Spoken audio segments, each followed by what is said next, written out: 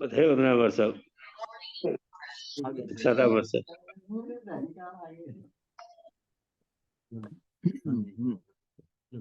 जी मथे वंदना महाराज जी। मथे वंदना महाराज।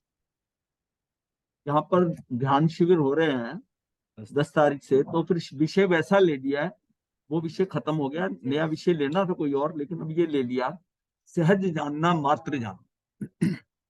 ये विषय अपने ध्यान के साधना के हिसाब से। काय चेष्टा कुछ भी मत करो और कुछ भी ना बोलो बोल, और ना कुछ भी सोचो भाई, एक आत्म में रमो अमोल। स्वयं को जानो जानो नहीं जानना, होने दो तुम सहज। स्वयं को जानो और जानो नहीं, जानना होने दो तुम सहज। जानने का तनाव मत करो, जानते रहो निरंतर सहज। अरे करने धरने का बोझ उतारो, हो जाओ तुम सहज। जानने के तनाव से रहित, जानना होने दो तुम सहज। मनुष्य का काया से कुछ करना औदारिक वर्गना का कार्य है। वाणी से कुछ बोलना भाषा वर्गना का कार्य, और सोचना मनोवर्गना का कार्य। ये सभी वर्गनाएं पुद्गल की पर्याय हैं। पुद्गल अजीव द्रव्य है जो जीव से एकदम भिन्न है, अर्थात अपनी आत्मा से पूर्णतः भिन्न है। योग है हमारे पौद्गलिक है, शरीर के साथ हो रहे हैं। शरीर भी जो है पौद्गलिक है, वाणी भी है वो भाषा वर्गना की है, मनोवर्गना का मन कार्य कर रहा है। जितना भी कार्य ये सारा हो रहा है वर्गना ही पुद्गल की पर्याय है। पुद्गल अजीव द्रव्य है और जो जीव से एकदम भिन्न है। दोनों में क्या है? अत्यंता अभाव है, अर्थात अपनी आत्मा से पूर्णतः भिन्न है। ना मैं इसका कुछ कर सकता हूं, ना ये मेरा कुछ कर सकता, मेरा कुछ कर सकता है। इनका अत्यंत, इनका कर्ता धर्ता आत्मा नहीं। साथ में ये भी कहा कि जानने का काम तो करें, जानने के लिए भी तो ये निर्णय करना होगा कि किसको जाने किसको ना जाने। अब यह कि बात ये हो रही कि सहज जानना, मतलब कुछ करना नहीं है, सहज हो जाए, सहज हो जाए। लेकिन फिर है कि उस सहज के लिए भी कुछ तो करना होगा। क्या करें कि मतलब यह है कि ये भी तो निर्णय करना होगा कि किसको जाने किसको ना जाने। अनादि काल से ये आत्मा पर को जानने में लगा है। कहा जाता है कि पर को जानना छोड़कर उसी उपयोग को अपनी, यानी कि अपने मतलब कि आत्मा को जानने में लगावे। पर इसके लिए भी तो कुछ करना पड़ेगा। एक आसन पर स्थिर बैठना होगा, कुछ सोचना विचारना होगा, कुछ समझ में नहीं आया तो किसी से पूछना होगा। किंतु आप तो कहते हैं कि कुछ चेष्टा भी मत करो। ऊपर की गाथा है उसमें यह आता है कुछ चेष्टा भी मत करो, कुछ बोलो भी नहीं और कुछ सोचो भी नहीं। ना बोलना है, ना सोचना है, ना कोई चेष्टा हिलाना है शरीर को। दरअसल ध्यान में करना बोलना सोचना ये सब कुछ है ही नहीं। ध्यान की पूर्व भूमिका में यद्यपि ये सब होता है, तथापि ध्यान की वास्तविक स्थिति में ये कुछ नहीं होता। शुरू की स्थिति में जो निर्देश दिए जाते हैं, जो बताया जाता है, वो सिर्फ उसकी है कि आपकी भूमिका बनाने की। असली ध्यान का जो है ना, ध्यान में स्वाध्याय कराया जाता है। जो बोला जाता है ना, इंस्ट्रक्शन दी जाती है, वो स्वाध्याय कराया जाता है। स्वाध्याय करते करते बीच में आपको कुछ काल के लिए छोड़ दिया जाता है, छोड़ दिया जाता है। अब वो ये होता है कि वो जो स्वाध्याय करके भूमिका बनी है, आपके विचार नहीं आ रहे, आपका उधर सुनने में ध्यान लगा हुआ है, कैसा है वो बातें सारी क्या है, आत्मा के स्तर की बातें हैं। वो करते करते बीच में एक पॉज देकर आपको 10 मिनट के लिए, 15 मिनट के लिए, 5 मिनट रोक दिया जाता है, मौन। और उस समय आप ध्यान के अंदर बड़ी आराम से जा सकते हैं। पहले भी जा सकते हैं, लेकिन वो स्थिति जो है, जो नहीं आसानी से जा सकता, वो स्वाध्याय से ध्यान में चला जाए। उसका एक फायदा ये रहता है कि जिसका ध्यान नहीं लगता किसी कारणवश, उसका स्वाध्याय तो हो रहा है, उसका टाइम तो खराब नहीं हुआ। दोनों में मार्जिन बहुत कम है। स्वाध्याय करते भी अगर ध्यान से उससे समझ आ रहा है, जिसको वो समझ आ रहा है उसका लग भी जाए। अब समझने की कोशिश कर रहा है, उस कोशिश में लगा हुआ है, तो हो सकता है कि नहीं लगे, क्योंकि वो बाहरी उसको उसमें लगा हुआ है। ये क्या मतलब कहाँ अटकता है। मान लिया कुछ ऐसी इंस्ट्रक्शन दी, उसमें बोल दिया, और उसके बोलने के बाद आपको उसका मीनिंग नहीं समझ आया, अर्थ नहीं समझ आया, अब आप वहां अटक गए, ये कैसे कह दिया, ये कैसे हो गया। अब विकल्प चालू हो जाए, विकल्प चालू हो जाए। इसलिए इतने शिविर होने के बावजूद भी स्थिति वहां क्यों नहीं पहुंची, वहां तक क्यों नहीं पहुंची, सिर्फ इसलिए है कि उस टाइम पर जब छोड़ा जाता है उस टाइम आप निर्विकल्प हो जाना चाहिए, या उसके 1-2 मिनट बाद हो जाओ निर्विकल्प। मतलब निर्विकल्प की स्थिति लाओगे तो कार्य होगा, और अगर आत्मा में जाते हो तो निर्विकल्प हो ही गए। ये दोनों आपस में ऐसी हैं, कड़ियां अटकी हुई है। निर्विकल्प होते हो तो पहुंच जाओगे अंदर, और वैसे अगर आत्मा में गए, आपने कुछ नहीं किया, कोई नीचे बैठे आपका ध्यान लग रहा है, प्रैक्टिस है, अभ्यास हो गया है, तो उसमें आप निर्विकल्प हो गए।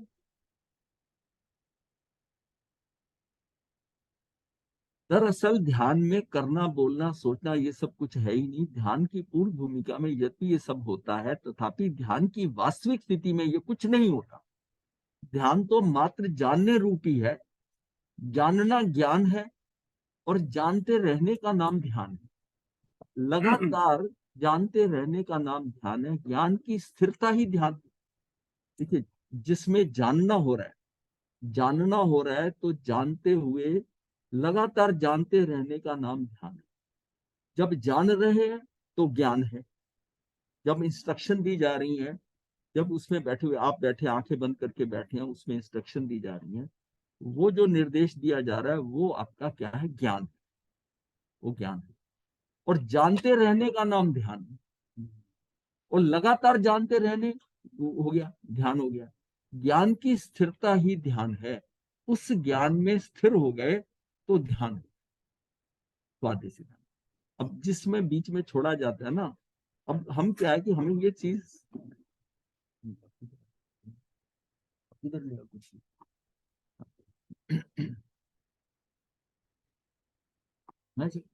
हम्म। तो लगातार जानते रहने का नाम ध्यान, ध्यान की स्थिरता ही ध्यान है। पर पहले दोबारा ले लो। अच्छा, शुरू से शुरू की तीनों लाइनें, शुरू हम यहीं से कर देते हैं। काय चेष्टा कुछ भी मत करो, कुछ भी ना बोलो बोल, और ना कुछ भी सोचो भाई, एक आत्म में रमो अमोल। स्वयं को जानो, जानो नहीं जानना होने दो तुम सहज। जानने का तनाव मत करो, जानते रहो निरंतर सहज। अरे करने धरने का बोझ उतारो, हो जाओ तुम सहज। जानने के तनाव से रहित, जानना होने दो तुम सहज। तो ये क्या है कि सारा मनुष्य मनुष्य का काया से कुछ करना क्या है, काया से कुछ करना, ये औदारिक वर्गना का कार्य है। शरीर से कुछ कर रहे हो, औदारिक वर्गना का कार्य। वाणी से कुछ बोल रहे हो, भाषा वर्गना का कार्य। सोचना हो रहा है, मनोवर्गना का कार्य। ये सभी वर्गनाएं पुद्गल की पर्याय हैं। पुद्गल अजीब द्रव्य है जो जीव से एकदम भिन्न है। यानी ये बताने की कोशिश की जा रही है कि मैं इनका कुछ नहीं कर सकता, ये मेरे आउट ऑफ कंट्रोल है। मैं बोलता हूं, इस पे भी मेरा कंट्रोल नहीं है। मैं बोल रहा हूं तो ये भाषा वर्गना है। भाषा वर्गना क्या है, वो पौद्गलिक है, वो आ रही है। सिर्फ मेरा तो बोलने का भाव हो रहा है, आत्मा के स्तर पर कि बोलना, मुझे बोलने का भाव हो रहा है। वो जो भूमिका बन रही है, जो बोला जा रहा है, वो सारा भाषा वर्गना में है। वही बोला जा रहा है, वही शब्द निकल रहे हैं जो इससे इस काल में इसमें निकलने हैं। मेरा उस पर कोई कंट्रोल नहीं। ये इसीलिए इस बात को है कि तू कर्ता भाग क्यों लेता है, कि आज प्रवचन बहुत बढ़िया किया, आज भजन बहुत अच्छा गाया। ये भाव अगर आ गया कि आज कितना बढ़िया प्रवचन, या कितना ऐसा अंदर भी भाव जागृत हो रहा है कि मैंने कितना बढ़िया, या इसने भजन बहुत अच्छा गाया, या आज का पूरा प्रोग्राम कितना बढ़िया हुआ, ये कर्ता भाव। मतलब उसमें अपनी बात, अहम की बात आती है कि इतना बढ़िया, जबकि तूने कुछ किया ही नहीं। ये पुद्गल है तेरा, तो इस पे कंट्रोल ही नहीं है। ये तो जैसे ही ये वाणी में आने थे वैसा आए, वैसा हुआ है। क्योंकि ये जो ऑर्गन है हमारे, अगर इसको हारमोनियम समझ लो, इस ऑर्गन के अंदर सारे गा मा पा धा नी सा, तो ये इसके कारण जो है ना, ये क्या है कि इसके इंस्ट्रूमेंट है, ये शरीर के अंग है। इन अंगों से ही हम बोल रहे हैं, इन अंगों से भाषा वर्गना न्यूट्रल आ रही है, वो भाषा में कन्वर्ट होने लायक है, उसमें इतनी शक्ति है कि कन्वर्ट होकर वो बाहर निकले अपनी शक्ति से। तो इसी तरह है। ये क्यों है? ये भाषा का जो हमारे अंदर जो है ना, वाणी का बल प्राण है, वचन का वचन बल प्राण, ये इसके लिए बल क्यों लगाया? मन वचन काया के साथ बल प्राण लगता है। मतलब सांस ले रहा हूं तो सांस छूट रहा है अपने आप, उसमें आने की भी शक्ति है, जाने की भी शक्ति है। ये सब तो ये जो है ना, ये इसमें क्या है, इसमें बल है, इनके अंदर बल है। बाकी इंद्रियों के अंदर जो है ना, उसमें जानने की, उसके बल की जरूरत नहीं है। तो पांचों इंद्रियों के जो 10 प्राण है, 10 प्राणों के अंदर ये 3 जो है ना, ये बल प्राण है। अब कई जगह पर ये 10 को ही बल प्राण कह दिया, ऐसा नहीं है, ये बल प्राण है। बल प्राण को चौथी इंद्रिय लगाने के साथ भी लगाया, वही तो कह रहे हैं, वही बल, उसमें क्या बल चाहिए? वो बल प्राण नहीं, उसमें बल की जरूरत नहीं है। वो इंद्री की जो है ना, उसमें तो ग्राही शक्ति है, जानने की शक्ति है वो। हमने आपने तो लगाया नहीं उसमें बल प्राण। तो ये अगर आप कई और कई जगह देखोगे, दिगंबर मानते हैं, उन्होंने बल प्राण 3 को ही लगाया। इसको वो बल प्राण कहते हैं, मन वचन काया। ये जो एक्टिविटी हो रही है मन वचन काया की, ये योगों के लिए, इन तीनों योगों के लिए वो बल प्राण का है। और अब यह है कि उसको एक ही टाइप पे लेके अब सारे के साथ भी बल प्राण लगाया, समझ नहीं आता के साथ कैसे आयुष में क्यों चाहिए बल प्राण? ये गलत है। हमने उसको बल प्राण को समझा ही नहीं है कि बल प्राण कहाँ चाहिए। में जैसे आपने बताया हाँ, कि आना और जाना वो आना जाना खुद करता है, समझ आ रहा है, मन वचन काया में भी समझ आ रहा है, लेकिन बाकी इंद्रियों में और आयुष्य में समझ नहीं आ रहा। योग के लिए तीन ही है, इन तीनों को बल चाहिए। योग इसमें इनमें कार्यरत होना है, और बाकी उन्हें सिर्फ जानना है, सिर्फ जानना है। और ये स्वाभाविक है, आयुष और श्वासोश्वास। मतलब वो सहज नहीं जान रहे ना, उनको भी जानने के लिए प्रोसेस क्रिया करनी पड़ती है उन इंद्रियों को भी, इसलिए लगा होगा बल प्राण का अपने बल लगा होनी, जहां लिखा, जहां ये बताया गया, मेरे नहीं है, मैं नहीं कह रहा।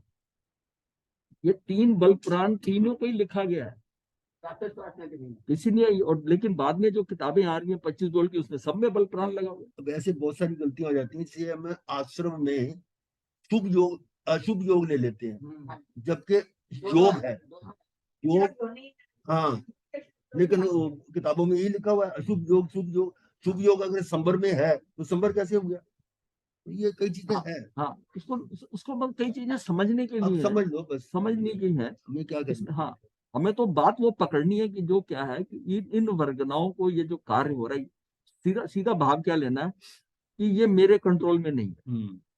मुझे तो अपने अंदर से कर्ता भाव हटाना है, जो मेरी मेरी आगे जो उन्नति में बाधक, क्योंकि जब तक कर्ता भाव नहीं जाएगा उसको स्वानुभूति नहीं हो। इसीलिए कहते हैं ना, खिरती है वाणी। कर्ता भाव जगह है, समझ आता, लेकिन एक मतलब मेरा तर्क सिली तर्क क्या दो आप इसको, मूर्खता वाला। हाँ जी, जैसे कोई इम्प्रूवमेंट करना चाहता है अपने शरीर की किसी भी क्रिया में, जैसे कोई गायन में करना चाहता है, कोई शरीर के, तो आप कर सकते हो, आप कर सकते कर सकते हैं, कर नहीं सकते, वो समझ आता है, पर होता जो है उसमें इम्प्रूवमेंट होता है, वो स्वाभाविक है। चीजों से आप फिर आप तो फिर वही वापस पहुंच गए, आप कर नहीं सकते। आता है तर्क, कोई आता व्यवहार में आप करते लेकिन नहीं। ऐसा है, बिल्कुल हूबहू आवाज जो है वो वैसी की वैसी निकालना कैसे इतना संभव होगा? वो कहते हैं कि इवन तीर्थंकर भी ना, जहां मैं अभी उंगली कर रहा हूँ जिस आत्म प्रदेश में, थोड़ी देर बाद दोबारा रख रहा हूँ, मैं वहां नहीं जा सकता। सारी स्थिति बदल चुकी है, वो वहां पर नहीं टिकेगा। और देखा जाता है।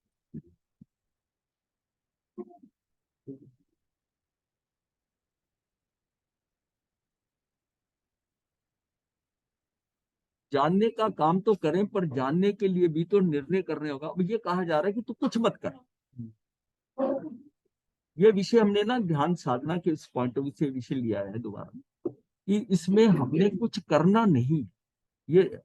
लेकिन फिर वो क्वेश्चन उसका होता है कि भाई ये तो निर्णय करना पड़ेगा ना कि क्या करें क्या ना करें। और फिर बात समझ में नहीं आती कि कुछ ना करें। मतलब वो कह रहे कि सहज होने दो, सहज जानना, मात्र जानना, मतलब ये ध्यान की इस बात है, तूने कुछ नहीं करना, ये विकल्प संकल्प कुछ लाना ही नहीं। मतलब जैसे ना एकदम कोई चीज ऐसे अनजान, जैसे बच्चा है, छोटा बच्चा है, उसको कुछ नहीं पता, ऐसे इतना अबोध बात। वो ऐसी होना है, जहां आपका दिमाग चल रहा है, जहां आप काम कर रहे हैं, वहां विकल्प आ रहे हैं, विकल्प।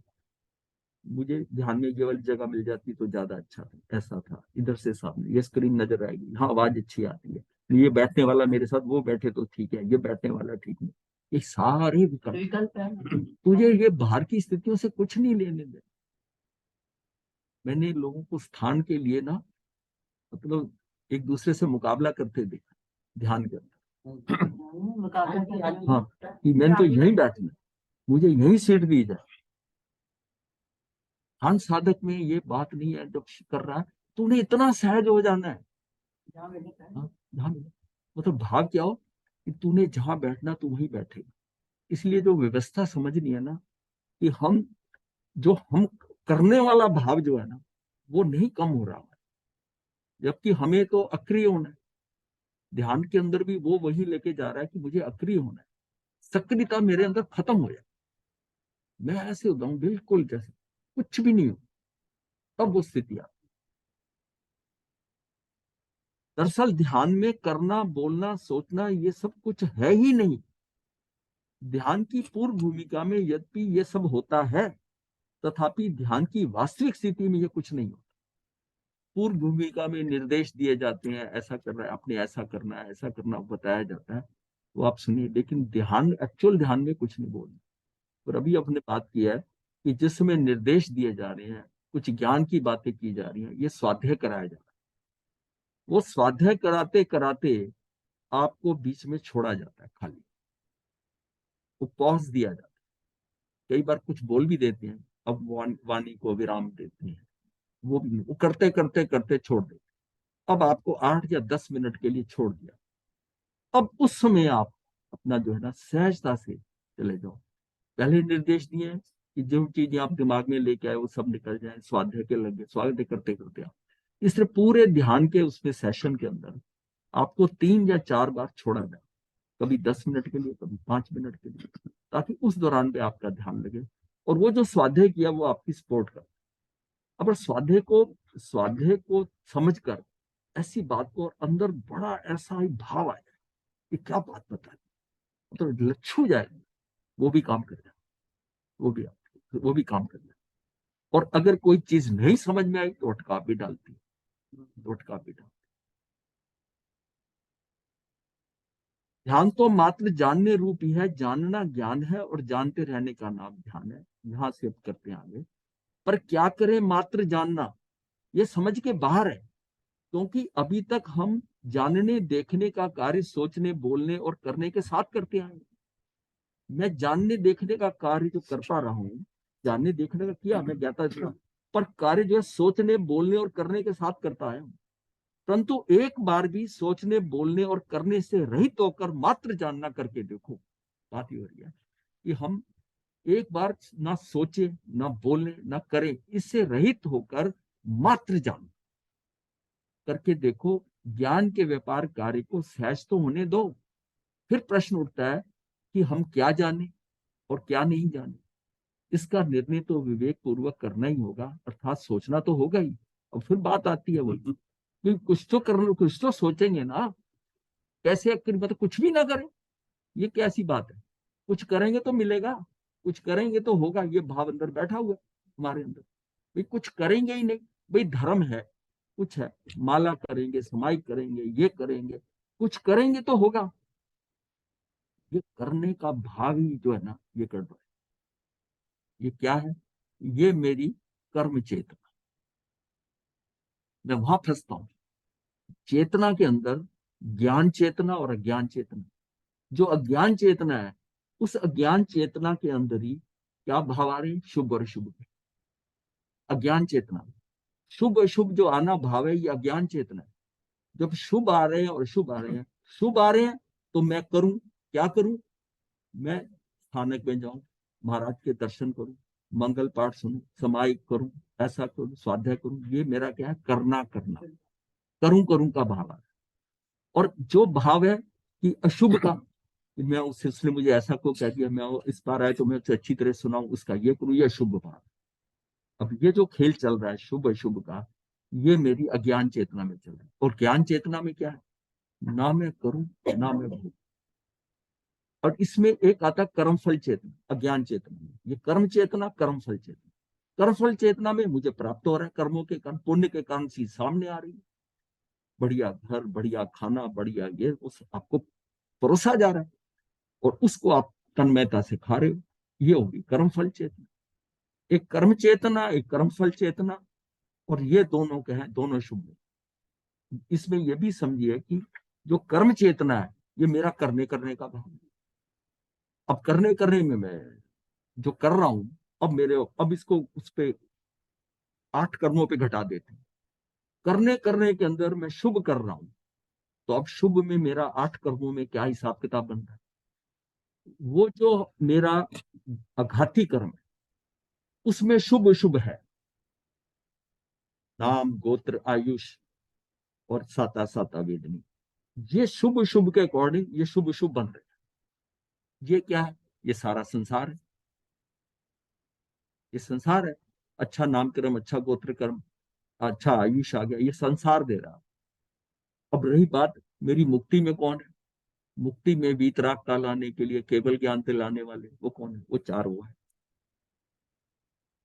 ये 4 है।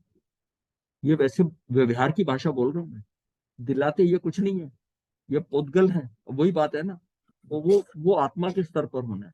अब जब हम कह रहे हैं कि कुछ पुद्गल हमारा कुछ नहीं कर सकता और मैं पुद्गल का नहीं कर सकता, लेकिन ये बताने के लिए कि ये वो स्थिति आती है। ये अगर मन में हम कहते हैं कि कर्म क्षय हुए तो मुझे केवल ज्ञान हुआ घाती कर्म का, तो ये जब बात करते हैं तो इसका मतलब हमारा केवल ज्ञान मेरे आत्मा इन पे डिपेंड करता है, पुद्गलों के ऊपर नहीं।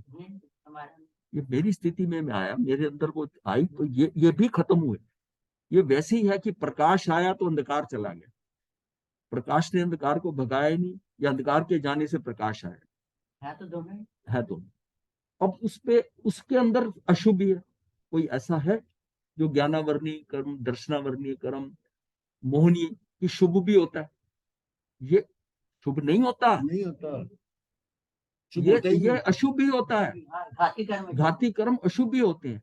अब आपने जो शुभ क्रिया करी और दर्शन किए, वहां गए, आप समझते हो कि मैंने बहुत अच्छा कार्य किया, तुम्हारा संसार बढ़िया बन गया और तुम्हारी मुक्ति डिलेड होगी। क्यों, शुभ कर रहे हो तो हल्के बनेंगे घाती कर्म, अशुभ कर रहे हो तो कर्कश बनेंगे, भारी बनेंगे।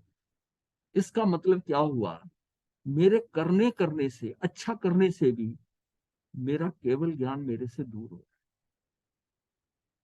और संसार बढ़िया। इसलिए कहा तू कर भी मत, तू भोग भी मत।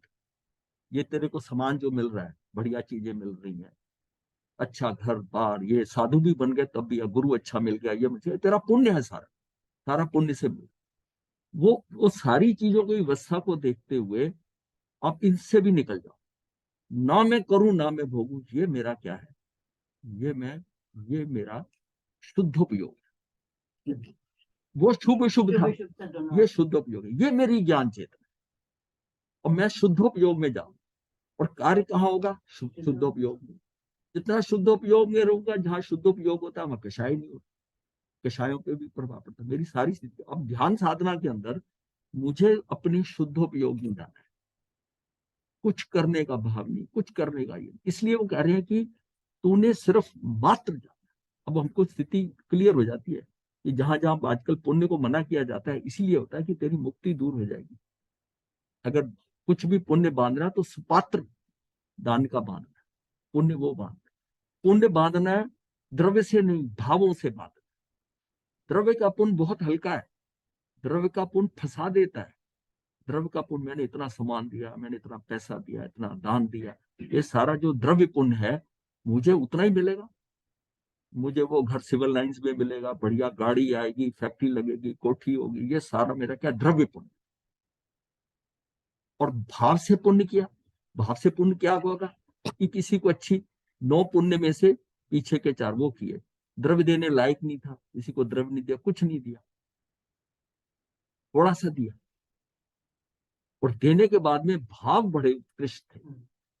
अब मुझे भाव पुण्य मिला, लेकिन जहां भाव पुण्य से मिला तो उसको द्रव्य नहीं मिला, और हम उसको कहते हैं अभागा। पर वो भाव पुण्य करके आया, वो उसकी अपनी 50-60 हजार की कमाई में भी उसको छोटा सा घर, मैं एग्जांपल के लिए कहता हूँ कि उसका हब्बोवाल में घर बना, वो सिविल लाइंस की तरफ देख रहा, सिविल लाइंस वाले को भाग्यशाली समझ रहा वो, लेकिन उसकी कमाई 50-60 हजार है, कार बढ़िया नहीं रखी, छोटी रखी, या स्कूटर है, 2 व्हीलर है, पर वो बड़े आनंद में आता है, काम भी करता है, खाता है, घर में आराम से सोता है, कोई टेंशन नहीं, कुछ नहीं, उसने उसका स्टैंडर्ड वैसी है, बट वो आनंदित है, वो उसका भाव पुण्य, वो उसको आगे ले जाए। और द्रव्य पुण्य वाला जो है, वो द्रव्य पुण्य को भोगते हुए इतने पाप कर लेगा कि वो फंस जाए। अब हमें हमें फिर क्या करना है? भावों से, भावों को नियंत्रित करके रखो। जहां भाव बदल गए, भाव बदले तो ममन सेठ बन गया। द्रव्य दोनों ने दिया, उस संगम, वो ग्वालियन के उसका धन्ना ग्वालियन का बेटा संगम, उसने भी दिया। उसने क्या दिया? उसने खाली आधी देनी थी, पूरी दे दी, पर कोई भाव से कुछ परिवर्तन ही नहीं आया। और उधर उसने क्या दिया? उसने पूरा लड्डू दे दिया, वो वापस उसके भाव बदल गया, वो भाव से जीरो हो गया, भाव से जीरो हो गया। द्रव्य से दोनों को मिला, पर उसको भाव से भी मिला, द्रव्य से भी मिला, उसको शालीभद्र को। और इसको क्या मिला? दोनों ही राज उस गृह में गए, दोनों ही सैनिक राजा की मौजूदगी में थे, दोनों का केस उसी टाइम पर ही है। वो भी पुण्य करके, उसको भी अथाह धन मिला, लेकिन उसका भाव करके वो फंसा, उसको भाव भी मिल गए, द्रव्य भी। इसलिए ज्यादा जो है ना, हम जिसको पुण्य या कहते हैं, भाव संभालने चाहिए, सारा भावों का नियंत्रण। अब जो दान देते हैं, वो करते हैं, वो द्रव्य से दे रहे हैं, लेकिन भाव के अंदर है। भाव ये होता है, देना पड़ा, क्या करें, तो मजबूरी थी, महाराज ने कह दिया था इसलिए दे दिया, या इसने कह दिया, ये रिश्तेदार आ गया था कोई, या जो समाज वाले लेने आए, उसमें एक जना मेरा समधी था, एक मित्र था, मुझे देने पड़े, इतनी बात करते खत्म, भाव जीरो हो गया। दिया भी और भाव भी हाँ, तो फिर ये इसको ऐसे समझना कि अपने भाव, जिसका जो ये भाव कर रहा है कि मेरे पास भी इतना पैसा हो, मैं भी किसी दिन दूं, देववृत्ति बने, वो पुण्यवान, वो उसका पुण्य कितना उत्कृष्ट हो गया भावों से। उसके पास द्रव्य नहीं है, पर इतनी बात करके उसने भाव पुण्य बांध। तो फिर निर्देश दिया जाता है कि कुछ नहीं करना, अर्थात सोचना भी नहीं है, क्योंकि जीवों को जन्म मरण सुख दुख आदि पर्याय तो पूर्व निश्चित होने से क्रम नियमित ही है। हमारे ज्ञान की कौन सी पर्याय किस गेय को जानेगी, ये भी अनादिकाल से सुनिश्चित है। मतलब ये बात अगर समझ में आ जाती है, कर सकती हूँ क्या चीज? कोई भाव कर सकता है? आप क्यों नहीं करता? भाभी तो आप सारा खेल ही, आप कर्म उदय आ रहे हैं। अब पहले तो ये है कि वो जो कुछ पर्याय आनी है, उस प्रकार से ही होगा। ठीक है, वो पर्याय से आएगी, लेकिन भाव तो आप ये बात नहीं है। देखिए, पुरुषार्थ वाली बात है। आपके पास पुरुषार्थ भाव का है, भाव तो आप करेंगे, वो भाव आएगा जो आना है।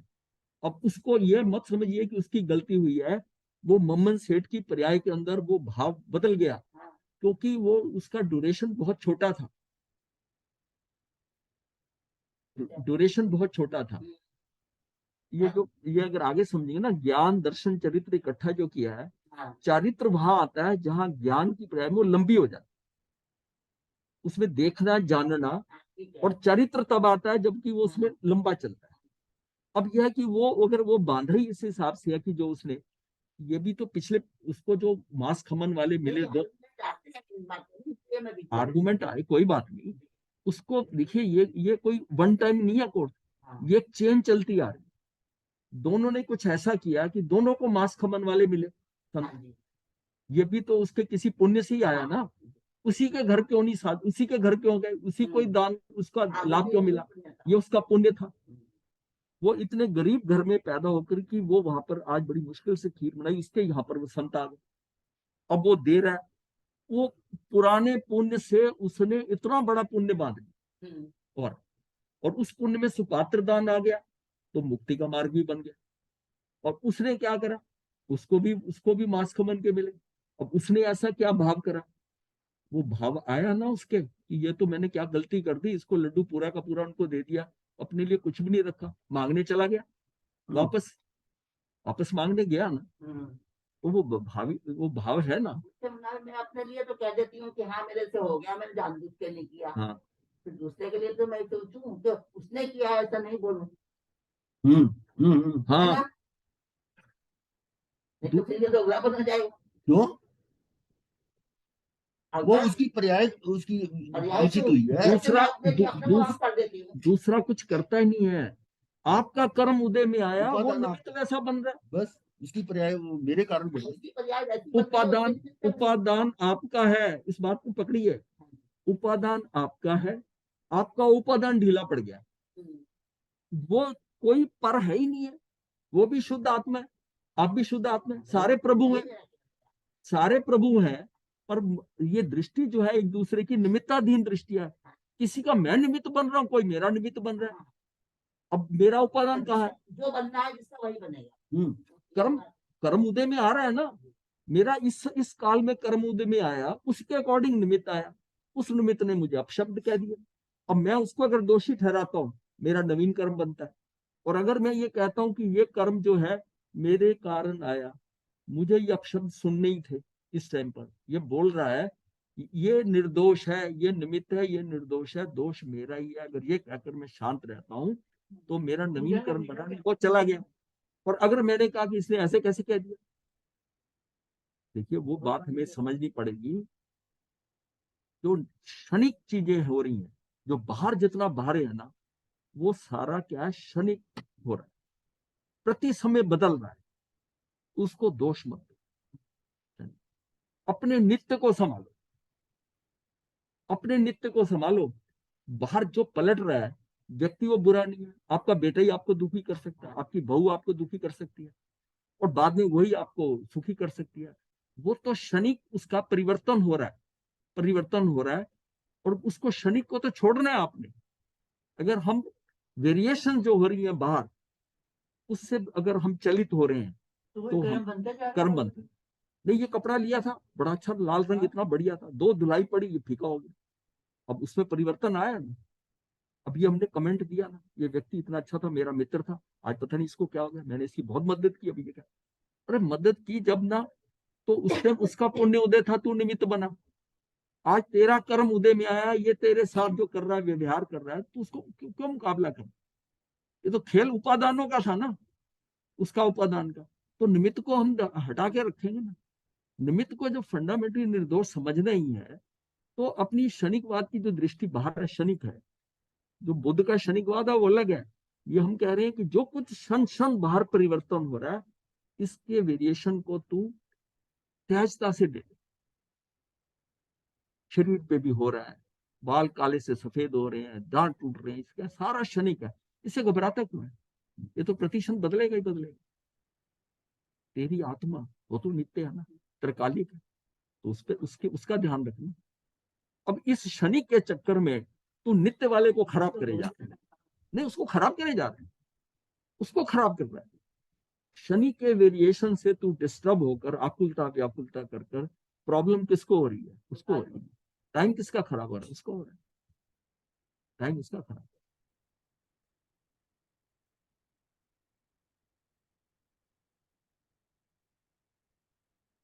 हमारे ज्ञान की कौन सी पर्याय किस ज्ञ को जानेगी, ये भी अनादिकाल से सुनिश्चित है।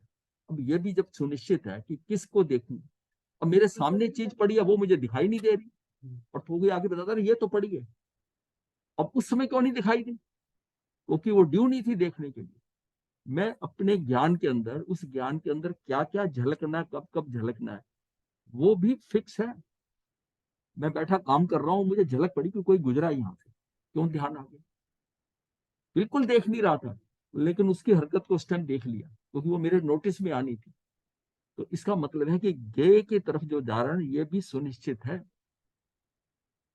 कि मैं किसको देखूंगा, कौन मेरी निगाह में आ जाएगा, कौन नहीं आएगा। ऐसा है जिसको मैं देखना चाहता हूँ। हाँ, अब घर में कोई चीजें, चाबियां रह गई, कुछ रह गया, आप ढूंढते रहो 2 घंटे 3 घंटे, और फिर मिलेगी जब अपने टाइम पे मिलेगी, अब उस पर दृष्टि जाएगी। इसका मतलब यहां तक की तो चीज का अंडर कंट्रोल है। यहां तक का तो कंट्रोल है। तो हमारे ज्ञान की कौन सी पर्याय किस गेय को जानेगी, ये भी अनादिकाल से ही सुनिश्चित है। अतः हमें जानने का विकल्प का बोझा अंश बात ना रखते हुए मात्र सहज हो जाना। भाई मेरे को नहीं नजर आ रही, अब घर में कोई चीज नहीं मिलती, रख देना, शांत हो जाओ। जब ढूंढते हो कर्म बंद होता है, अंदर आत्म ध्यान चलता है। चाबी रह गई, कुछ रह गया, पैसे रखे, पर्स रह गया, ऐनक कहाँ रह गई, अगर ये भाव आ जाए, ये अब दिखाई नहीं दे रहे ना, ये दिखने नहीं है, तू मस्त हो जा, घंटे बाद 2 घंटे बाद नजर आ जाए, टेंशन लेने की जरूरत नहीं, इतना सहज होना पड़ेगा। 3 काल के जितने समय है, प्रत्येक जीव के ज्ञान गुण की उतनी ही पर्याय होती है। हमने जाना कि यह सुनिश्चित है कि कौन सी पर्याय किस गेय को जानेगी, इसका निर्णय आपको नहीं करना है। ऐसा बोझ भी अपने माथे पर नहीं रखना है, इसे भी उतार कर फेंकना है। तात्पर्य यह है कि सोचने, बोलने और करने के विकल्प का तनाव नहीं रखना है, एकदम सहज रहना। ये तनाव ही नहीं रखना, ये चीज नहीं मिली, ये ऐसा होगा, ये सब व्यवस्थित है, इसको लेके चले, काय का तनाव। कोई आ गया आपके घर मिलने, ठीक है, चला जाए तब ठीक है। इस संबंध में क्या बोल दिया, क्या कर दिया, ये सारी बाहर की एक्टिविटीज है, इससे आपको सहज होना पड़ेगा। सहज भाव से जानने देखते रहना है, फेर फार करने का कोई विकल्प नहीं करना। सहज भाव से ज्ञाता दृष्टा बने रहना है, इसी का नाम ध्यान है, धर्म है, वीतराग भाव है, सम्यक ज्ञान है, सम्यक दर्शन है, सम्यक चरित्र की प्राप्ति की ओर अर्थात मुक्ति का मार्ग है। सिर्फ सहज। अब क्या है कि इसी बात को लेकर जो मैं कहता था कि सजग हो जाओ, सहज हो जाओ, सरल हो जाओ, साधना ये है। और कोई साधना है क्या? सजग हो जाओ, जो भी काम कर रहे हो यत्न से विवेक से हो रहा है, तो सजगता सजगता आगे पता चल जाए, थोड़ा जागृत हो। सजग हो जाओ तो सहज हो जाओ, सहज हो जाओ और सरल हो जाओ, बस 3 हो गए तो काम हो गया। और यहाँ हम लगे कि मैंने ये करना है, मैंने ये करना है, मैंने ये करना। जिस प्रकार एक डॉक्टर ऑपरेशन करते समय अपने उपयोग को पूरी तरह मरीज पर ही केंद्रित रखता है, इधर उधर नहीं देखता, उन्हें कोई काम, मतलब उन्हें कोई काम नहीं करता, अन्य कोई काम नहीं करता, यहाँ तक कि ऑपरेशन करने के औजार भी नहीं ढूंढता, उसके हाथ में अन्य लोग आवश्यकता अनुसार, मतलब वो औजार पे भी अटेंशन नहीं होता, ये क्या देना है, कौन सी कैंची लेनी है। इतना एक्सपीरियंस वो जो स्टाफ होता है, ऑपरेशन करने वाला एक है, वो ऐसे हाथ करता है, वो ऑपरेशन देख रहे हैं, अब इसको कौन सा चाहिए उसके हाथ पे रखते हैं। 10 तरह की कैंचियां पड़ी हैं, 10 तरह के कट पड़े हैं, सारे वो सामान पड़ा है, उसको वैसे ही वो दिए जा रहे हैं। वो बोल रहा है, कुछ कोई बात नहीं हो रही, कुछ नहीं हो रहा, उसकी दृष्टि वो पॉइंट उसकी दृष्टि उस पॉइंट पे है, और बाकी भी उसको देख रहे हैं कि कैसे कर रहा है। और उस जैसे ही वो ऐसे हाथ करता है तो फट से इंस्ट्रूमेंट रख दे। मतलब कोई गंभीर होता है, ये भी इंस्ट्रक्शन होती है कि उसकी पत्नी मर जाए, डॉक्टर की, उसका बेटा मर जाए, समाचार भी उसको दिया नहीं जाता। ऑपरेशन जब हो रहा है, कोई क्रिटिकल ऑपरेशन हो रहा है, हाँ, उसका ध्यान चला जाए। बाहर वाले तो मरे ही मरे हैं, ये अंदर वाले को भी मार देगा। डॉक्टर भी यही चाहता है, उसका ध्यान पूर्णतः मरीज पर रहे, उसे कोई डिस्टर्ब ना करे। ऐसे ही जब हम आत्म ध्यान का काम कर रहे हो, अब हमारा ऑपरेशन चल रहा है, ऐसे ही जब डॉक्टर की बात से, ऐसे ही जब हम आत्म ध्यान का काम कर रहे हो, तब हम भी कुछ अन्य करने, बोलने और सोचने का विकल्प ना करें। डॉक्टर बन गए और आप अपनी आत्मा का ऑपरेशन कर रहे हो, तो आप भी जो है ना, कुछ नहीं करना, अन्यथा हम आत्म ध्यान के कार्य को सफलतापूर्वक संपन्न नहीं कर पाएंगे। जिस प्रकार सिद्ध भगवान कुछ नहीं करते, सहज ज्ञाता दृष्टा बने रहते हैं, सब कुछ जानते रहते हैं, देखते रहते हैं, अनंत अतीन्द्रिय आनंद का उपभोग करते रहते हैं, एकदम सहज शांत बने रहते हैं। आप तो सिद्ध, सिद्ध आप जैसे ही हैं, हम जैसे सिद्ध हैं। सिद्ध और हमारे में कोई फर्क थोड़ी है। इसी प्रकार सभी ज्ञानी आत्मा भी आत्म ध्यान के काल में, अनुभूति के काल में कुछ नहीं करते, सहज ज्ञाता दृष्टा बने रहते हैं, सब कुछ जानते देखते रहते हैं, अतीन्द्रिय आनंद का उपभोग करते रहते हैं, पूर्णतः सहज शांत बने रहते हैं। यही ध्यान है, इसी से ही अर्हंत सिद्ध पद की प्राप्ति होती है। यही हमें अर्हंत सिद्ध पद पाने के लिए करना होगा। इसके लिए इसी तरह अभ्यास करना होगा, करने धरने के तनाव को लेकर, अर्थात आकुल व्याकुल हो हम शांत व स्थिर नहीं रह सकते। अगर वो हो गए तो शांत स्थिर नहीं रहेंगे। अब प्रश्न उठता है कि किस समय की कौन सी ज्ञान पर्याय किसको जाने, कब जाने, इसका नियामक कौन है? मतलब है किस समय की कौन सी ज्ञान पर्याय किसको जाने। ज्ञान स्वयं से ही उत्पन्न होता है, स्वयं की योग्यता से ही उत्पन्न होता है। ज्ञान ज्ञानाकारी होता है, ज्ञान ज्ञान को ही जानने वाला होता है। ये भी अपनी योग्यता से, प्रेमत्व गुण से ज्ञान के ज्ञेय बनते हैं। ज्ञान में जो ज्ञेयों का आकार दिखाई देता है वह ज्ञेयों जैसा आकार ज्ञान से ही बना हुआ है। सबसे बड़ी बात है कि उसका रॉ मटेरियल जो मतलब जिसको हम आत्मा कह रहे हैं वो क्या है? गुणी है। ज्ञान उसका गुण है। गुण और गुणी एक ही है। ये तो मतलब है कि भेद विवक्षा से हम कह रहे हैं कि ये गुणी है, ये ज्ञान है, बट अभेद विवक्षा से तो वो एक ही है, वो एक ही ज्ञान और गुणी। और जो कुछ होना उस ज्ञान में ही होना। अब इंद्रियों से जो इंद्रियां देखती हैं, मतलब इंफॉर्मेशन लाती है, पोस्टमैन की तरह इंफॉर्मेशन आ रही है, लेकिन वो जानती नहीं है। और जो जानता है वो देख नहीं रहा, उसको पता नहीं है इसका। उसकी कॉमन भाषा क्या कि वो जो चीजें आ रही हैं बाहर से, वो इंद्रियां ला रही हैं, वो उसके ज्ञान के अंदर वैसी शेप बनती है, वो उस अपने अपने माल को देख लेता है। जो ज्ञान में आकार बन रहा है उस ज्ञान को वो करता है, इंटरप्रेट कर लेता है, क्योंकि उसकी भाषा वही है, उसकी भाषा वही है, वो उसी को ही देख सकता है। इंद्रियों ने क्या देखा, कैसा देखा, वो बात अलग है। इसलिए इंद्रियों का लाया ज्ञान, तभी वो कहा गया कि ये जो है ये प्रत्यक्ष ज्ञान नहीं, ये परोक्ष ज्ञान है, उस पर भरोसा नहीं।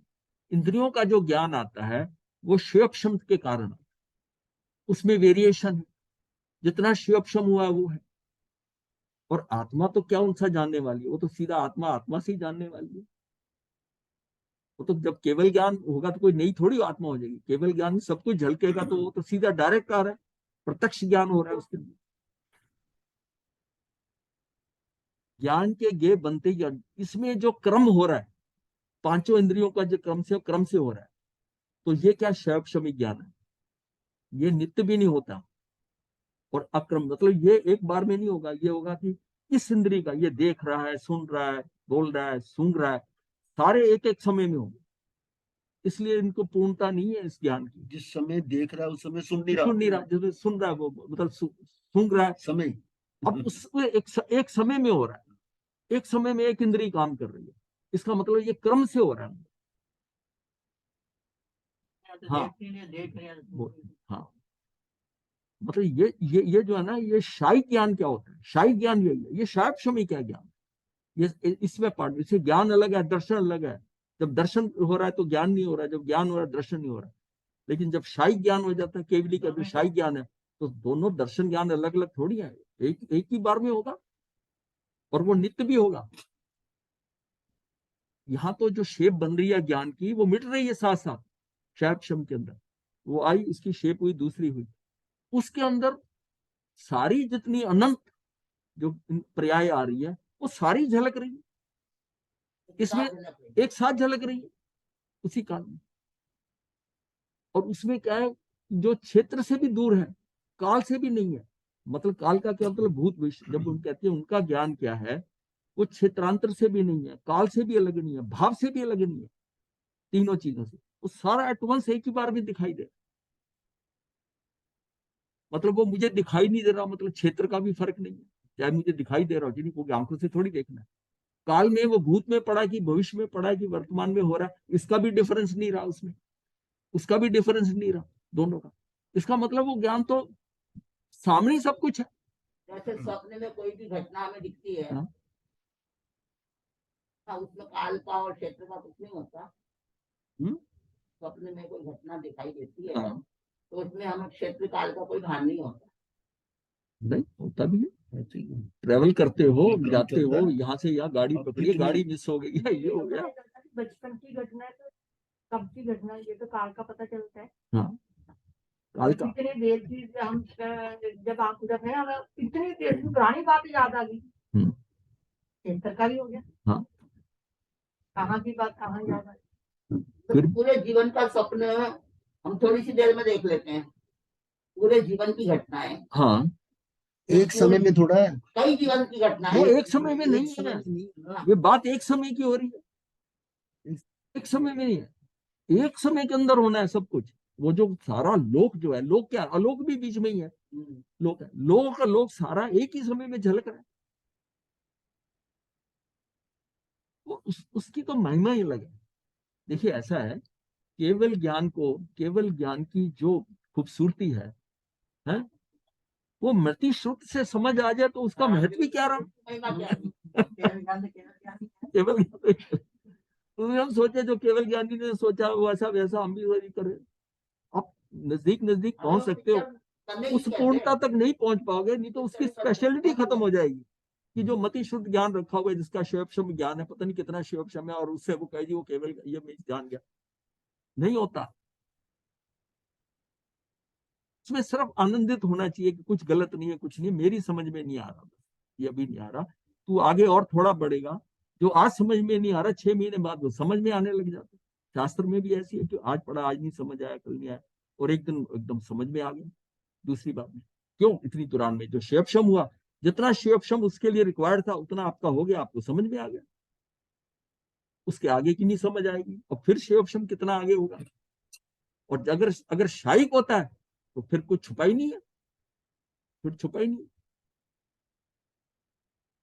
ये भी अपनी योग्यता से परिमित गुण से ज्ञान के गेय बनते हैं। ज्ञान में जो गेयों के आकार दिखाई देता है वह गेयों जैसा आकार ज्ञान से ही बना हुआ आकार है। ये सामान्य गुण जो प्रमेयत्व गुण है, ये हर द्रव्य के जो है, ये सामान्य गुण में जो 6 सामान्य गुण है उसमें एक गुण है। इसमें ज्ञान का ही रॉ मटेरियल लगा हुआ है। अब ये कि ज्ञान जो है ना, ज्ञान ने स्वयं ही स्वयं में उसका निर्णय किया कि ज्ञान अपनी ज्ञान पर्याय को जानते हैं, उसमें गेय झलकते हैं।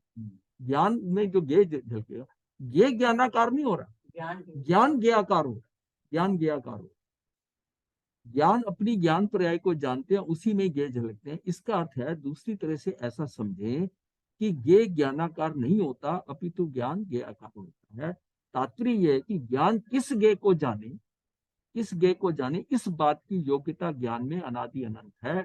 इसलिए हमें ये बोझ भी नहीं कि मैं ये निर्णय करूं कि मैं किसे जानूं किसे नहीं जानूं। जो उसका प्रश्न था ना, कि ये तो सोचना पड़ेगा ना कि क्या जाने हम तो वही जानेंगे जो उस समय हमारे ज्ञान का गेय बनना सुनिश्चित होगा।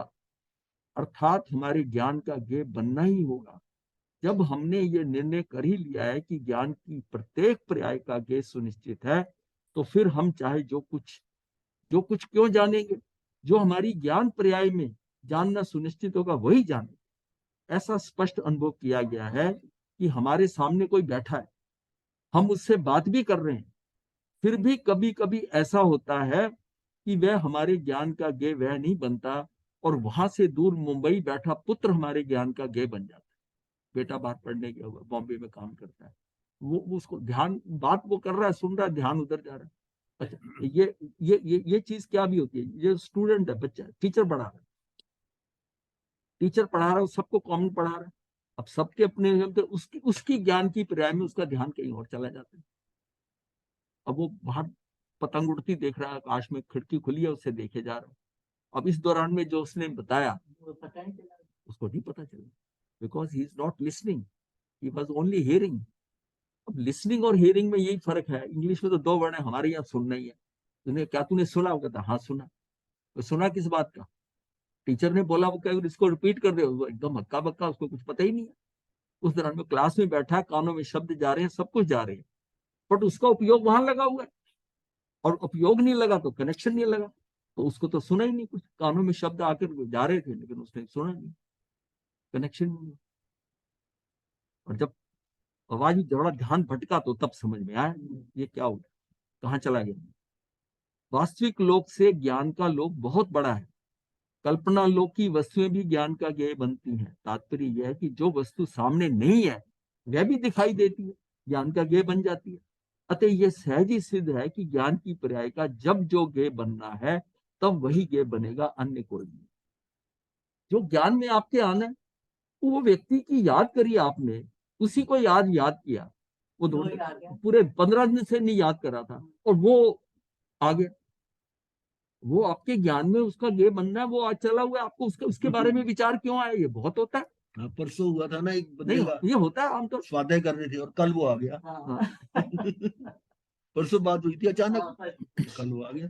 कई बार तो उससे करते करते कनेक्टेड बात होती है, उसका ध्यान आता है और वो व्यक्ति घंटे भर में आ जाता है।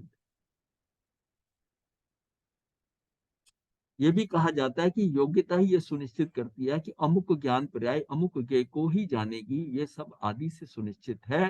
साथ में ये भी कहते हैं कि वह योग्यता श्योपशम लक्षण वाली होनी चाहिए। श्योपशम एक सुनिश्चित समय पहले ही होता है, वह अनादि अनंत तो होता नहीं।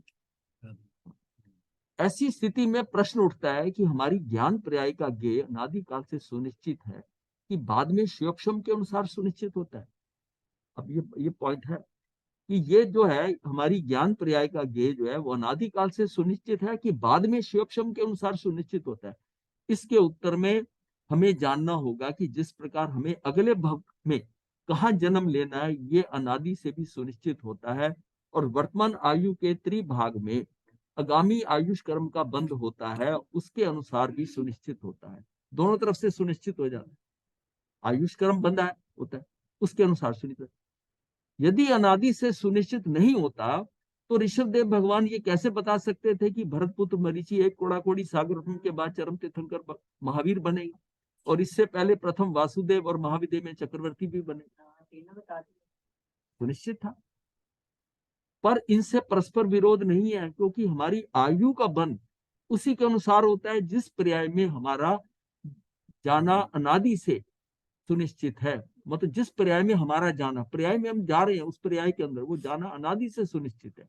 उसी से या फिर ये प्रश्न हो सकता है कि हमारी आगामी आयु का बंध हमारे परिणामों के अनुसार होता है या अनादि से सुनिश्चित। अनादि से सुनिश्चित मतलब क्रमबद्ध पर्याय, क्रम, तो उसको शॉर्ट में लिखा हुआ KBP के अनुसार होता है। हमारे परिणाम में भी उस अनादि सुनिश्चितता अनुसार होते हैं, हमारे परिणाम भी वैसे ही होते हैं, अतः उनमें परस्पर विरोध नहीं है, उसका आयुष भी वैसे ही बंधेगा, हमारे परस्पर विरोध नहीं है। इसी प्रकार हमारी ज्ञान पर्याय का ज्ञेय अनादि से सुनिश्चित है ही, साथ में सुनिश्चित समय पहले हमारे ज्ञानावरणी कर्म का श्योपशम भी होता है। अब जो मेरी बात समझ में आनी है, उसके लिए जो श्योपशम ज्ञान रिक्वायर्ड है, जितना श्योपशम उतना श्योपशम भी उसी समय होगा। अगर उसको आप पहले कोशिश कर रहे थे कि ये मुझे समझ में आ जाए, ये ऐसा आ जाए, नहीं हो, नहीं।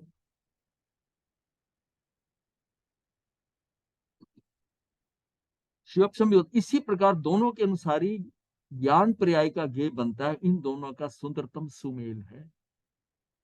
इसका मतलब वो जो तीर्थंकर 24वें तीर्थंकर बनेंगे, जिस काल में भगवान महावीर तीर्थंकर बने, उनकी जो कर्मों के बारे में बताया गया, क्या उस समय में उन्हीं के उत्कृष्ट कर्म थे, इतने उत्कृष्ट थे कि वही तीर्थंकर बनते? कर्मों के हिसाब से था। वो उधर ऋषभदेव भगवान ने वहां से देखा था उन कर्मों का, एक कोड़ा कोड़ी सागरोपम, ये कुछ छोटा है नहीं। मैं मतलब एक सागरोपम क्या है, मतलब एक पूर्व जब इतना बड़ा है, 70,560 अरब वर्ष का तो एक पूर्व है, और ये सागरोपम के अंदर कितने पूर्व आ जाते हैं, और फिर कोड़ा कोड़ी है 10⁻14, ये कितना गुना क्या है, कितना समय होगा जिसमें कि वो कितनी बार असंख्यात भव किए, और कितनी बार वो एकेंद्री में गए होंगे या निगोद में गए। क्या 2000 सागरोपम का पीरियड मिलता है सिर्फ, हाँ तक 2000 सागरोपम में या तो कर ले, नहीं तो वापस एकेंद्री में जा। तो ये कितनी बार गए होंगे फिर? वो 27 भव तो मुख्य भव है ऋषि के, हाँ वो मुख्य भव है, उसको ये मत समझो 27 एक कोड़ा कोड़ी सागरोपम में। हाँ मोटे मोटे बताए हैं लोग ये समझते हैं, लेकिन ये कितने भव, जो कितना भव करना पड़ा। अगर वो भव नहीं करने होते तो त्रिदंडी साधु नहीं बनते। उनका वहां से निकलकर बाहर आ जाना, भाव आ जाना कि ये मेरे से नहीं होता और मैं ये करता हूं, वहां से जो है उनका मार्ग अलग हो गया। मार्ग जो है वो 24वें तीर्थंकर का हो गया। पहले तीर्थंकर के यहाँ बैठे हैं, वहां दीक्षा लिया है, वहां पर बैठे हुए जब इतने लोग उनके पुत्र हो गए और सब बाद में कितने हुए, तो करते करते वो 2005 में जब उस काल के अंदर, जो उस काल में तीसरे आर्य में साधु बना और उसके दादा ये हुआ है, तो वो कितने काल जाता, पर उसका वहां से निकल कर आकर बाहर भगवे कपड़े डाल लेना, सारा लाइन चेंज करके एंड तक ले गया, हमें पूरे करना। तो ये सारी चीज व्यवस्था में पड़ी हुई है। पुरुषार्थ क्या है जब पढ़ाई सब कुछ है? पुरुषार्थ क्या है? पुरुषार्थ ये है कि उसने वो इतना बड़ा पुरुषार्थ किया ना, वो वहां से निकल कर आकर छाता लगा लिया। नियति था ना कि ऐसा होना ही है। हाँ, नियति अलग बात है, वो भगवान ने यही तो करा है। पुरुषार्थ भी नीति में है, हाँ पुरुषार्थ हाँ करना है। हाँ, वो करना वो भी नियति में है। फिर उन्होंने कहा कि ये अंतिम बनेगा, तो उसका ये भाव था कि अंतिम क्यों बनूंगा, मैं तो बन के दिखाऊंगा जल्दी। और वो बाद में जितने जन्म हुए हैं, जितनी दौड़ हुई है, एक बार भी जैन साधु बना नहीं, वहां जाके बना 25 से, जब वहां पर ये बंद हुआ उनका टंकर को। ये मतलब ये सारी जो है ना, ये इस सारे को समझना है। मैं कह रहा हूं यहां तक लो ना, आप ही चेतन क्यों बने,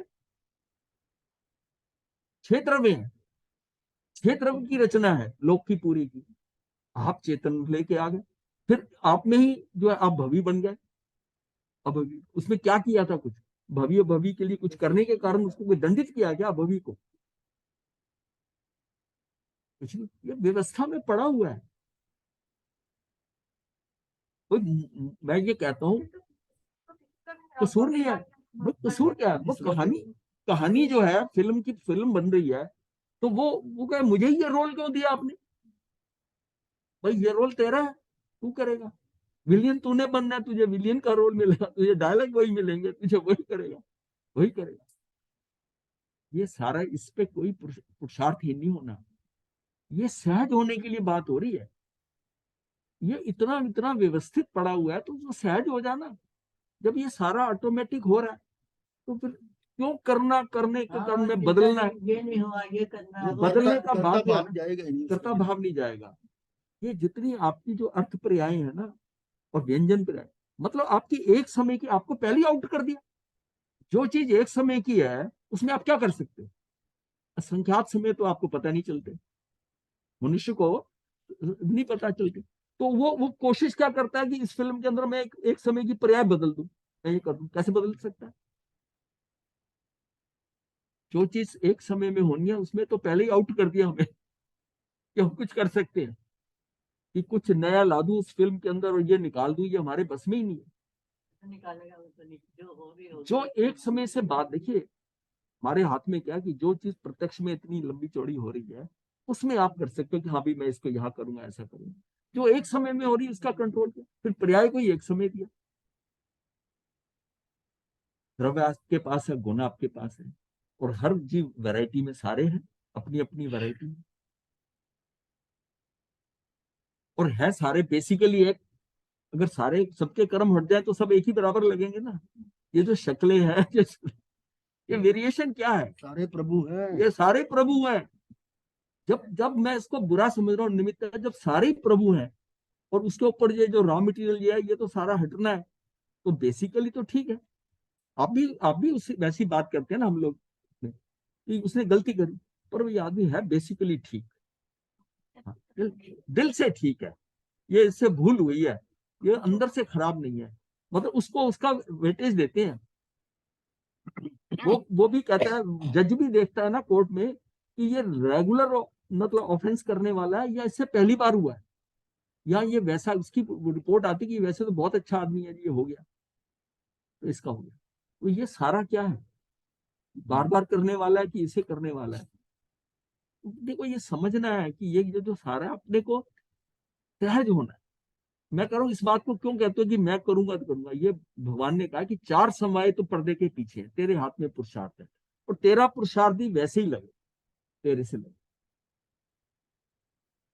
संयम आप दिया हमने, ये पुरुषार्थ तो करना पड़ा, पर ये तो होना था, तो वैसी भाव बने, वैसे गुरु मिलता है, वैसी सब होता है, सारी चीजें वो स्टेज सेट है, हमें नहीं पता ना, हम इसलिए हमें लगता है कि हम केवली नहीं है, और ये जो बताया जा रहा है ये केवलियों का बताया हुआ है जो हम बात कर रहे हैं, इसलिए हमारी बुद्धि उससे मैच नहीं कर रही। और अगर हम उसको सोचें ये केवली बता रहे हैं, उसको उस मॉडल को अगर दिमाग में रखें कि केवलियों के अनुसार तो ठीक है, तो उनको तो सब नजर आ रहा है, उनको तो, और हमें ये लग रहा है कि गलत। नहीं तो उनका पोता था ऋषिदेव भगवान का, वो कुछ कर सकते थे क्या? वो जाके उनके कहता है कि मुझे तो दूसरा बनाओ या तीसरा बनाओ। नहीं, सारा सिस्टम में पड़ा हुआ है। हाँ जी, ठीक है।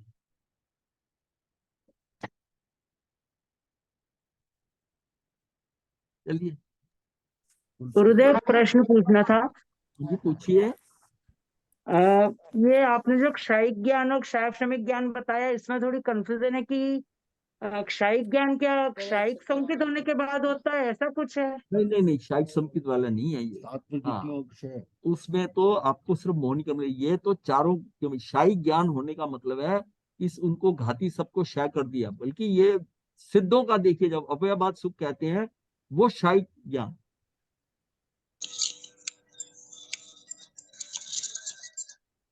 शाही संकित और शाही ज्ञान में उसमें फर्क है। ये वो शाही तो पना जो क्षयिक सिद्धों, ज्ञान और केवल ज्ञान दोनों एक ही हुए, इसका मतलब हाँ, फिर? एक एक एक एक कौन सा हुआ है?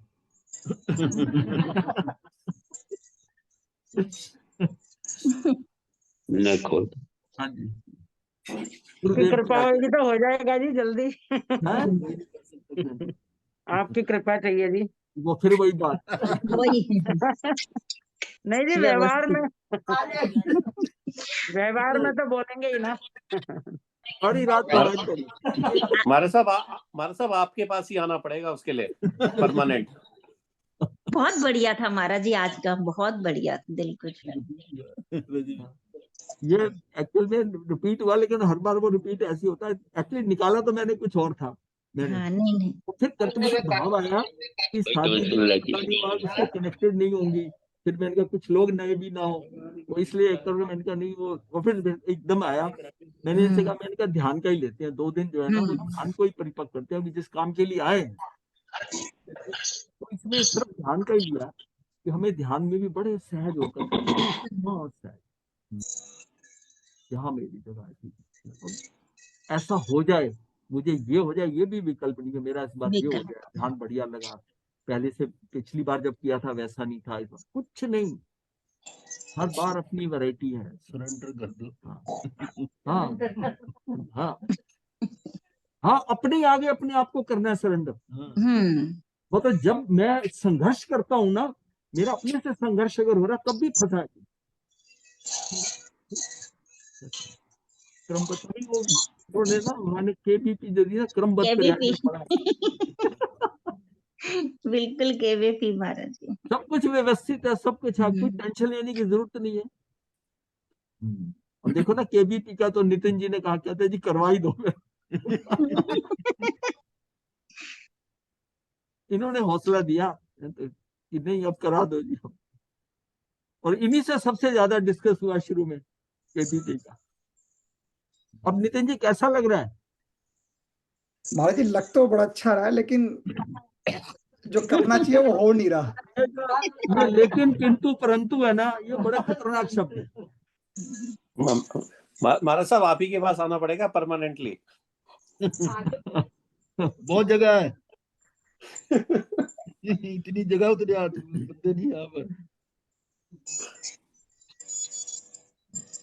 देखिए, लक्ष्य बनाते जाइए, जैसा है मतलब, हाँ, और अपने आप को निपटाते जाइए, आगे बढ़ते जाइए, आगे बढ़ते जाइए, और उसको करते जाइए।